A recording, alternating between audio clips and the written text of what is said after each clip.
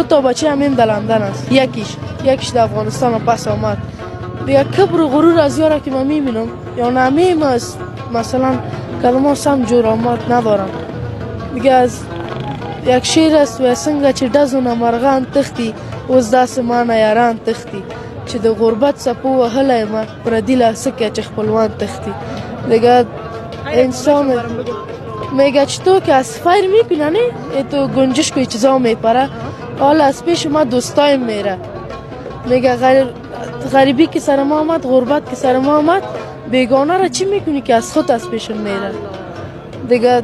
اینی مشکلات های زندگی تیر میشه.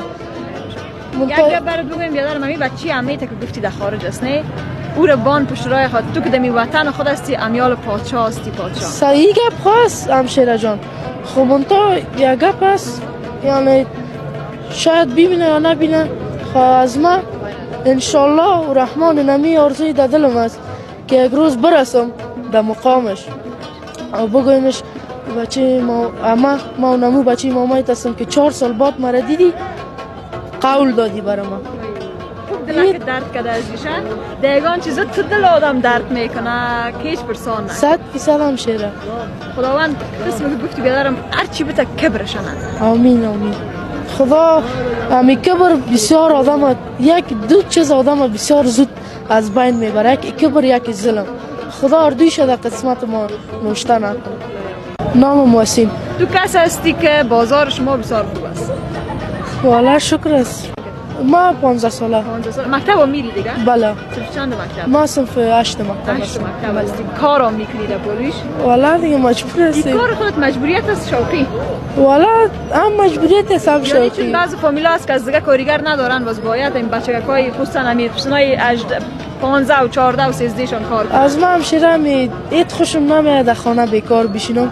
از ما پدرم موتر داره دیگه، ما خرج کرای خانه و پدرم میتک مثلا امی خرج خانه را باید ما پیدا کنم. نمیشه کار کردن از دیگه. این نمیگه پس 100% نمیشه که تنها ننگ نیست نه گپ خاص 100% نمیشه که تنها پدرم کار کنه.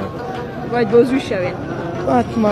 چی آرزو و ارمان داری؟ چی گپ در دلت داری؟ اینجا کمری ما را خدمت از کلگی میبینید. والا آرزوی ارمان خدا رو در دل ما باشه دیگه.